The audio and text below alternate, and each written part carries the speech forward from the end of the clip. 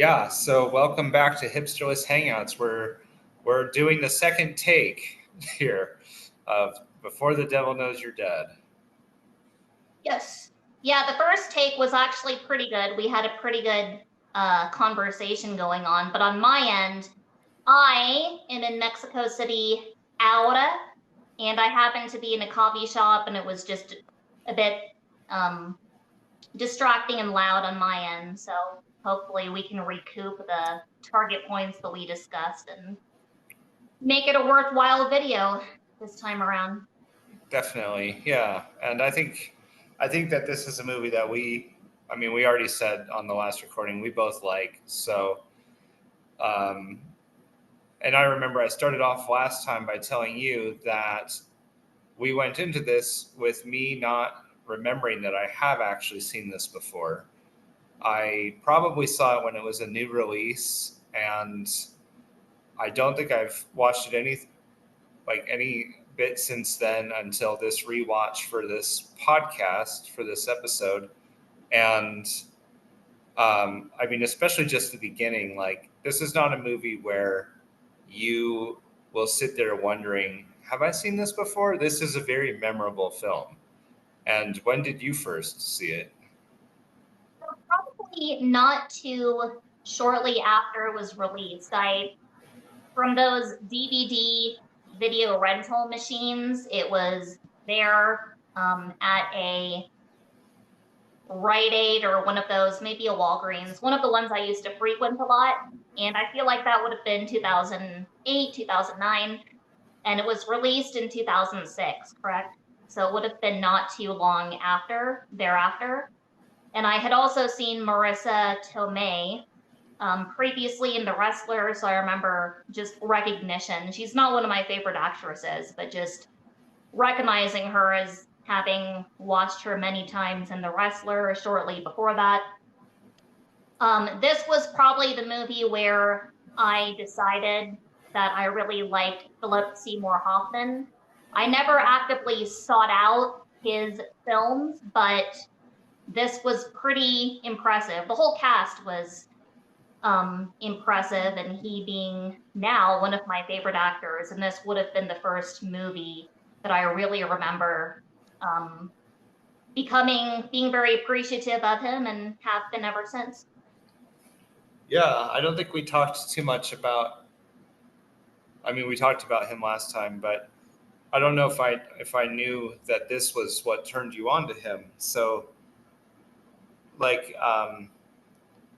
and you said you weren't. It's not like you love Marissa Tomei, although now she's the patron actress of this podcast, having been in a couple of episodes. She's now officially our favorite actress. But what about like Ethan Hawke, and what about him? Are you a big fan of his by any means? He is one of those actors that I don't really have too strong of an opinion about him one way or another. I haven't seen him in too many films. I think he plays the sort of goofball doofus pretty well in this movie.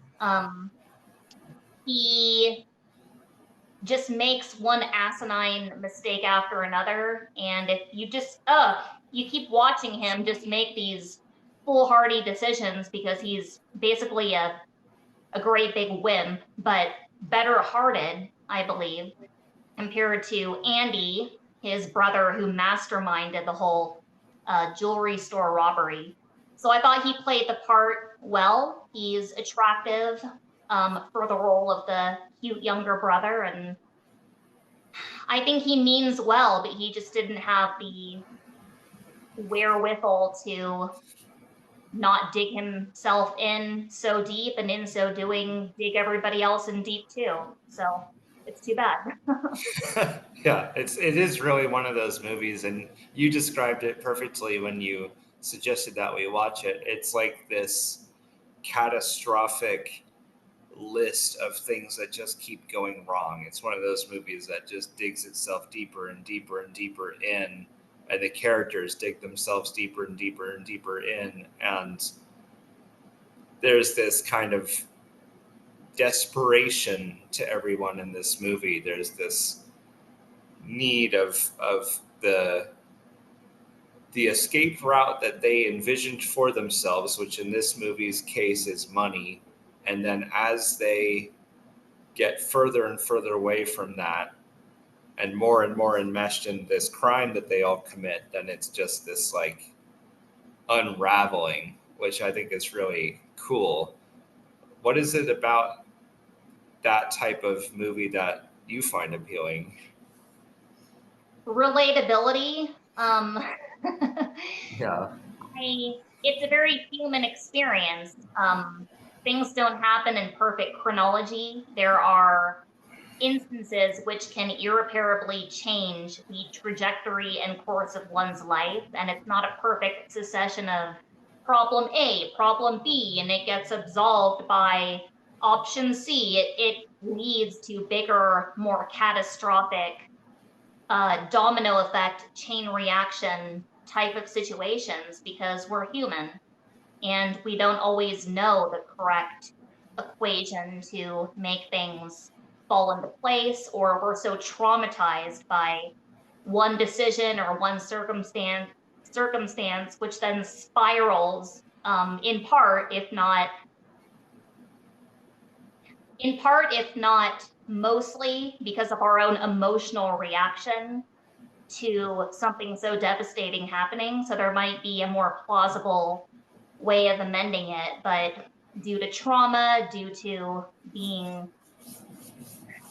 just the very human reaction of being paralyzed emotionally, cognitively, oftentimes there is this kind of self-destruct mode that human beings somehow instinctually instigate. And that's just fascinating to me. It's a death instinct, which some people have more innately and more stronger than other people.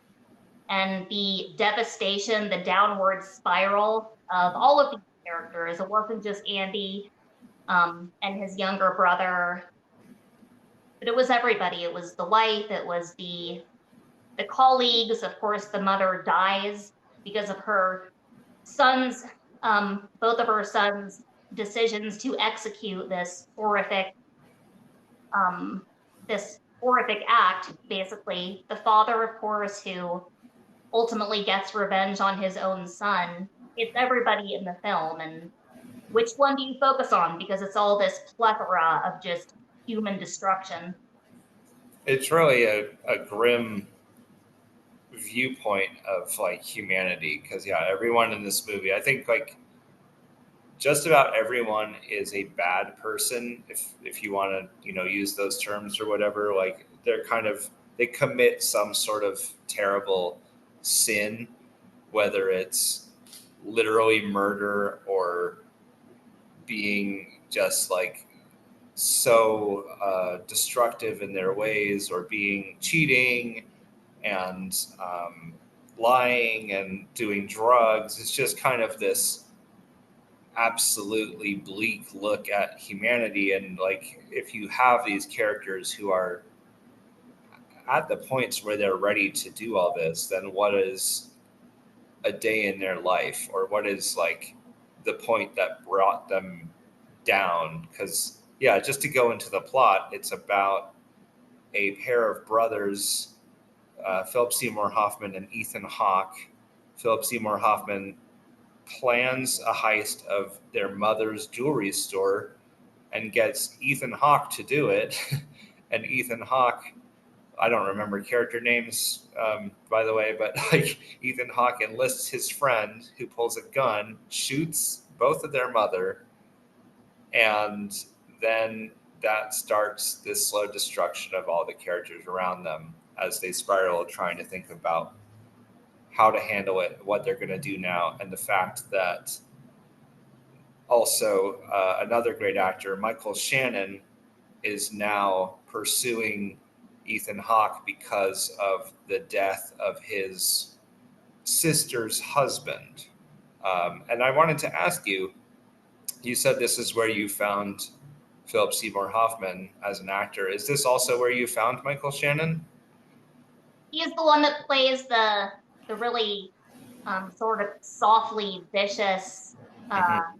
the brother of the wife of the robber who accompanied Hank to the jewelry store. Right.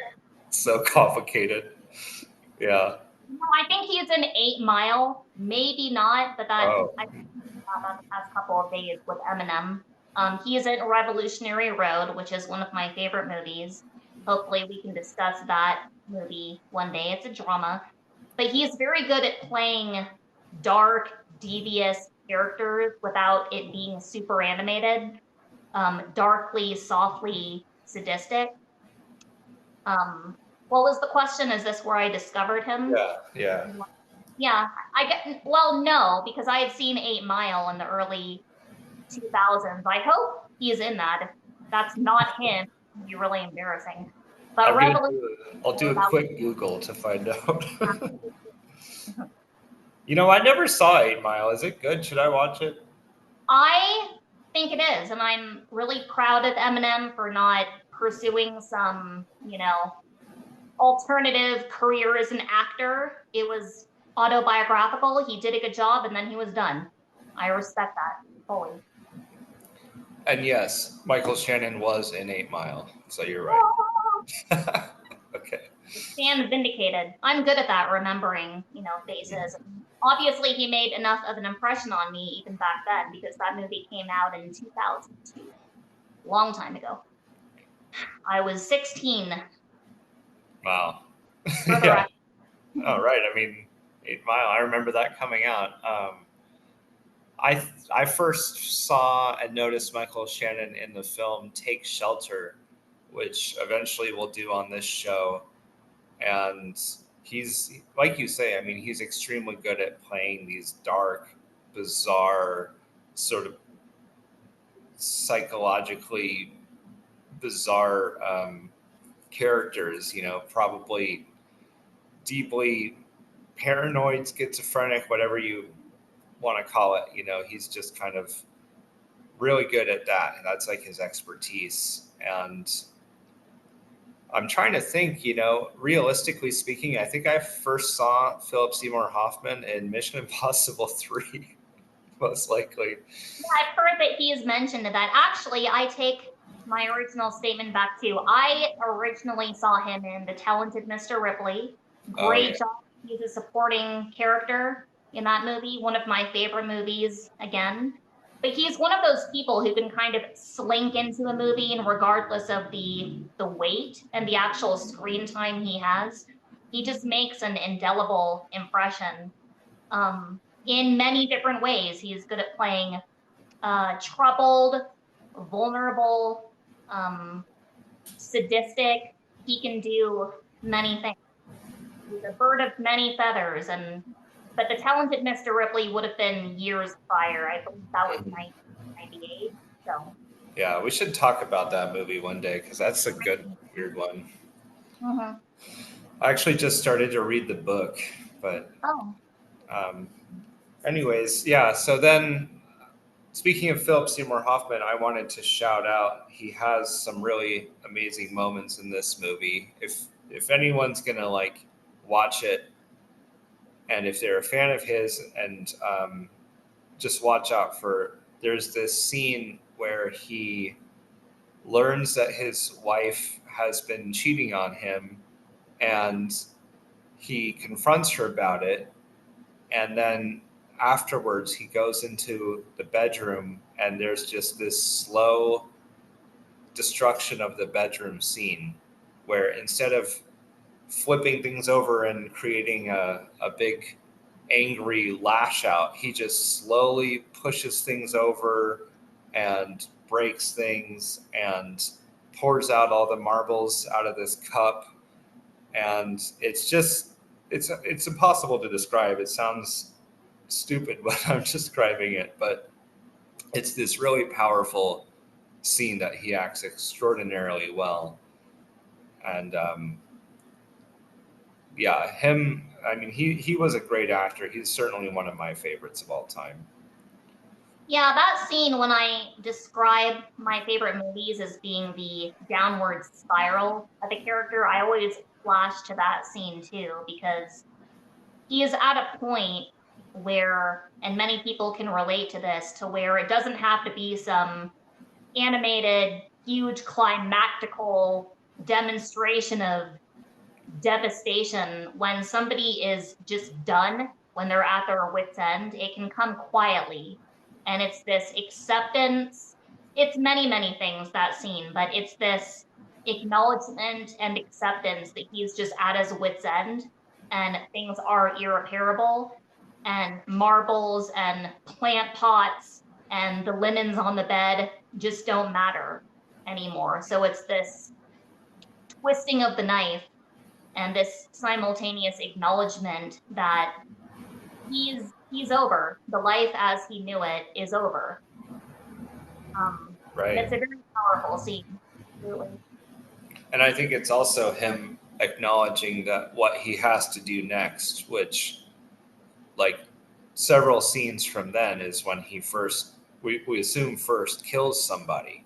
He starts, like, he goes on a little murder spree in this film, and he kills his drug dealer, and he kills um, Michael Shannon's partner, and I think he might kill one other person. I don't remember. Well, I guess he kills Michael Shannon, and I think that that's this place of him getting kind of like a brief glimpse into the future of, like, this is gonna go really, really bad, and also probably like not witnessing, but foreseeing that he probably is not going to survive, because if he's gonna confront these people in a mortal, a fight for mortality, then there's a good chance that they will win and that he will die. And ultimately, he does die, although it is not at their hands.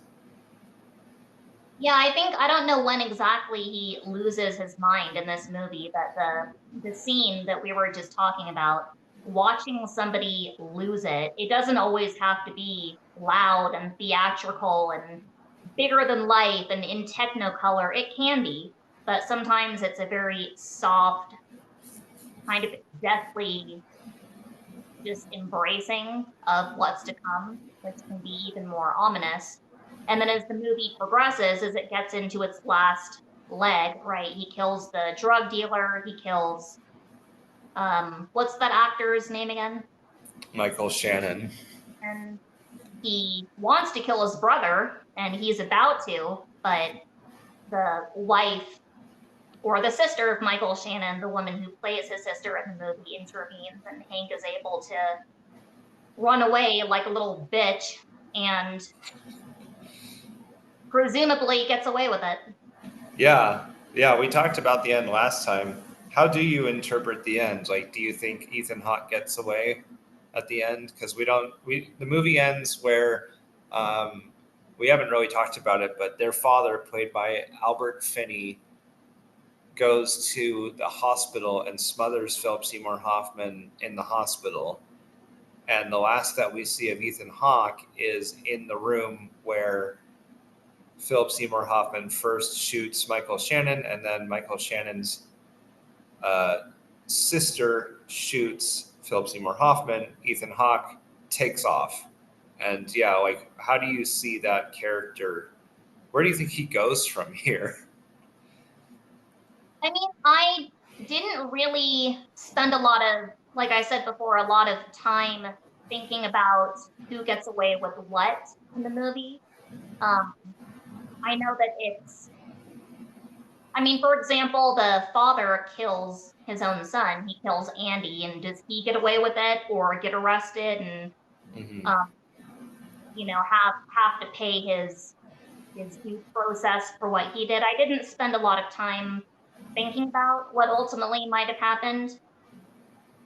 Um, what did you think about the ending in terms of what people got, if people got what they deserved, what was to become of the various characters who did survive, such as Marissa Tomei's character, such as Hank, such as sister, who now has sans a brother and sans a husband and a child to raise. I mean, if anybody is a true victim in the movie, it's her. what did you think about the ending for all involved? Yeah, well, I think after our last recording, I did have more thoughts on it because initially I viewed it as this is like a really interesting. First of all, I love the ending, let me just say, but this is like a really interesting place where it leaves us with so many questions. But the more I thought about it, the more I think everyone in this film is just doomed. This is not a movie about anything good happening. It's like, I think not, and it doesn't matter, obviously, but I think like Ethan Hawke ends up going to jail. I think the woman who shot Philip Seymour Hoffman ends up in jail. I think Albert Finney ends up in jail. I think he probably gets, a somewhat lenient sentence. But yeah, I mean, because again, this is a movie about the dark characters and the lives that they live. And even though it's kind of centered around white collar crime, it's very much about how we as human beings will get into these situations where we are so desperate that we will do anything. And that type of desperation, I think, is being shown as leading to negativity. Like, if you are this desperate, then only bad will come from it. Or if you lean into that desperation, then only bad will come with it. And I think that in its own way, it's not doing that judgmentally, which I think is a really strong position to take because there's a lot of people and there's a lot of films that could look at that and could paint its characters as more, quote unquote, bad people or as more hedonistic or whatever, however they want to be portrayed. And I really like how humane these characters are. Yeah, the desperation part is what resonated with me as well, because I know that being in that state, especially for a prolonged period, and granted, these characters weren't the whole incident which set off the chain of events, that element didn't last all that long. I think it was over the course of how many days of the weeks, I'm not sure. But to get to that place where you're so desperate to change your financial or professional and or relationship status with your child or with your wife, um, it really can make people act in a way that's, I don't want to say unhuman because it's a very human experience to be acting purely on instinct, and purely from a primal need to survive. But it's very irregular. It's irregular to live that way because we, as a advanced, sophisticated society, we like to think we're beyond that. But at the end of the day, if your needs go unmet on whatever level, or especially a combination of levels, you'll begin to behave illogically, which can then further substantiate so-called illogical um, behaviors that somebody wouldn't normally do if he or she were in his or her right mind. So it was very relatable. Um, some people can maybe relate to that state more so than others, but that operating on instinct and in so doing, just things getting progressively worse. It's tragic. The whole movie is just one big tragedy for everybody involved. Definitely. Yeah. Um, there's a idea that I didn't mention last time, but it's this notion of like a director's final film. And this is the final film of director Sidney Lumet, who was a big 70s director with Dog Day Afternoon and Serpico and a bunch of other stuff. And I always like to think of their final stuff because it's very much different from the era in which they were beginning, obviously, but even different from the beginning in which the era in which they were the most popular. So I don't think that this is intentionally his last movie. I don't know if he knew he was going to die or not, but anyways, I have no point. I'm just saying, like, I like to think of directors' final movies. Yeah, I'm not a huge director hound. I appreciate Sam Mendes, Darren Aronofsky, um, obviously those gangster films, which I'm so fond of, Casino, Scarface, that whole genre. Um, so who is the director behind? I know Scarface was somebody different, but Casino, Goodfellas, who is that director? Scorsese. Of course. How could Yeah. I forget? I'm not a huge director hound, but I do think it is interesting just watching the progression and evolution of somebody's work. And if I were more invested in that angle of it, I might have more to contribute about that. I'm more so observant when it comes to actors and where he started out or she started out, especially if excuse me, the person was a child actor and watching their evolution literally on screen. Wow.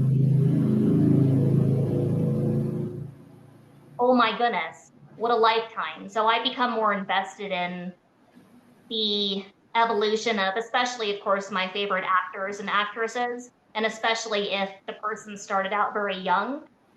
That's not applicable to anybody in this movie, but maybe in future movies it will. Yeah. Yeah. That would be interesting. We should watch a movie with like a former child actor or something. Because Juliette Lewis would be a really good example. She was 15 in Cape Fear and did a phenomenal job. She's older than you and I, so she's probably approaching 50, I want to say. yeah. And what a life. She is incredible. Yeah. I think we talked on one of these about we need to watch California and review that. That movie is so hard to find. That movie and Airheads. I don't know what the flip is going on with those two, but they're two of my favorite movies, impossible to find. They don't stream, they're not on any services, they're not on YouTube. I don't know what the deal is. I think it's a big conspiracy to keep me from obsessively viewing them It over must be. Right. and over, which I would. Hmm. They're all in on it. They looked at your list and they're like, just block all these ones, you know? I swear to God, it's a thing. Um, well, I don't know. Yeah, I feel like this is a little bit shorter than last time, but did we say everything? Was there anything else that you wanted to shout out about the movie or that you remembered from last time? So one thing that was mentioned was the the actor who played the father. Hmm. He's Albert. in what His name is Albert Finney. right. I wasn't sure. I remember last time if he was in Aaron Brockovich. So, like the studious little influencer that I am, I looked it up, and yes, he is in that movie, which that's one movie I decidedly do not like. Um, it has Julia Roberts, who I don't like her as an actress or as a human being from what I know of her, just the impression that I've gotten from interviews. And he's in that movie in a pretty prominent role. But you like him, yes? Yeah, I do like him. He's in a movie called Under the Volcano that I really liked, and he's in No Time to Die, and he's in a lot of stuff. He's like an, an actor that's been around for a long time. So I mean, going back to like tracking actors' trajectory, he's definitely someone who had a storied history at the time he made this, and then continued to have a storied history for another 20 years. I believe he's still alive, but do you think, like, when he takes the life of Philip Seymour Hoffman, he understands that Philip Seymour Hoffman's character planned this murder, well, what ended up becoming a murder of his wife.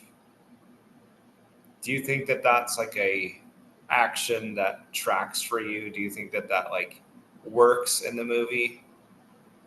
Because it's a for me it's a little bit of a jump. It's a little bit of a jump. Like I think we need to extrapolate that maybe Philip Seymour Hoffman's character has been evil for a long time, and the father has had many confrontations for him. But what do you think about that? Yeah, I do think there is something to be said about, I do think that it was revenge. He was clearly very in love with his wife still. They were a cute older couple and everything was just peachy until it wasn't. And I do think that it's reflective that he took that measure. Would he have killed Hank in cold blood? I don't know about that. So I think it is reflective of the previous existing father-son dynamic, which is made very apparent by Andy's meltdown in the car following when he had confronted his father about always having felt like the black sheep and an outcast, and he always had to work harder to gain respect and being the eldest child of that family and not being as cute as Hank was. There was tension already, and I think it is indicative that he was never his father's favorite. They probably always had a fairly contemptuous relationship that facilitated the action that his father took in the end. Because would he have done that to Hank? I I can't say, but I think Mhm. that's worth considering. Yeah, I don't think he would have at all.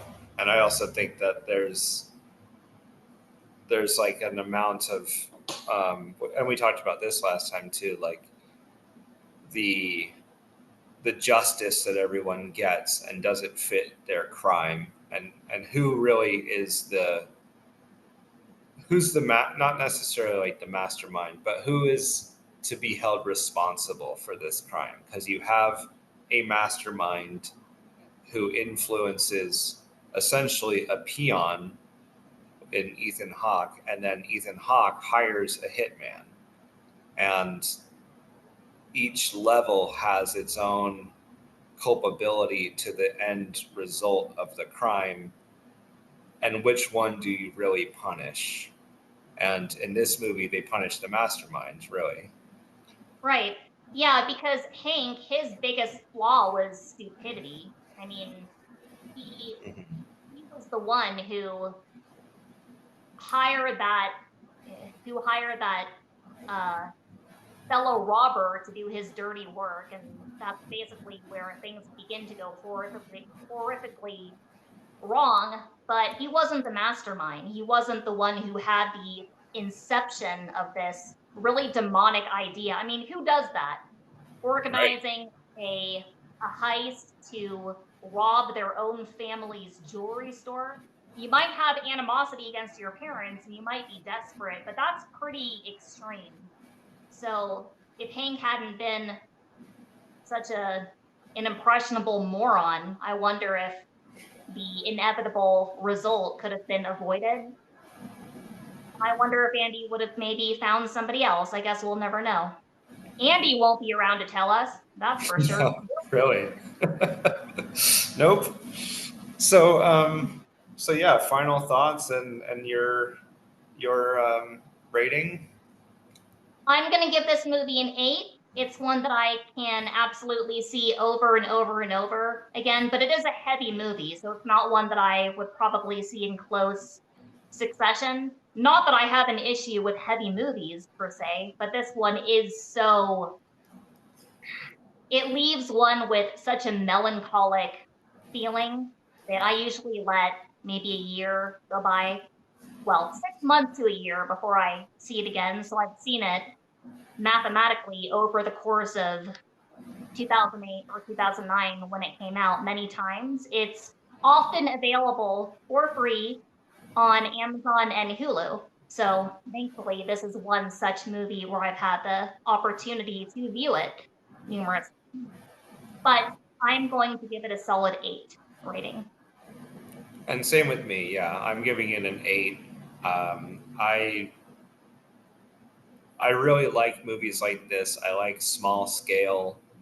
There's probably only a handful of sets. It's like 2 homes, a drug den, a car, a store. It's very, very small. It's very low budget, and it's just in the writing and it's in the performances. It's like that's what you have. No special effects, nothing like that. And I love movies like that. If you can master work like just character interaction as like your film, then I'm all for it. And like gritty crime dramas, this is probably really high on the list for me. So I'm also giving it an 8. And then our next film, I chose the 2011 Lars von Trier independent drama disaster film, Melancholia. This is a movie I've seen a couple of times. It's something that I really, I don't know. It's definitely a strange movie. It's kind of long. It's kind of slow, but I really like it, and that's what we're gonna do next.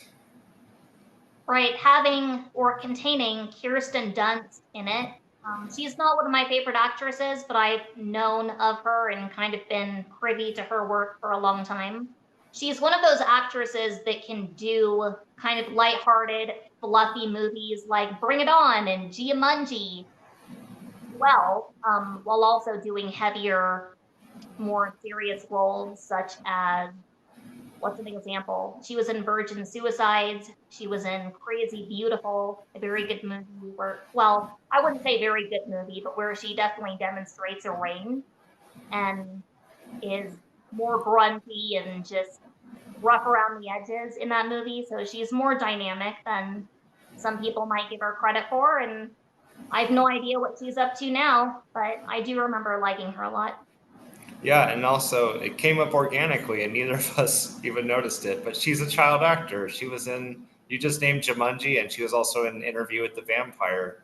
I was gonna say she was young in that movie. She was 11, I believe, and had a very adult energy for a more adult, well, not adult in that way, but just a more mature audience type of film. So that's one such example of a lifetime in film. It's amazing. Yeah. All right. Well, yeah, that'll be next week, and that was Before the Devil Knows You're Dead. So that's it for us. Don't be a hipster, but do hang out. Yeah.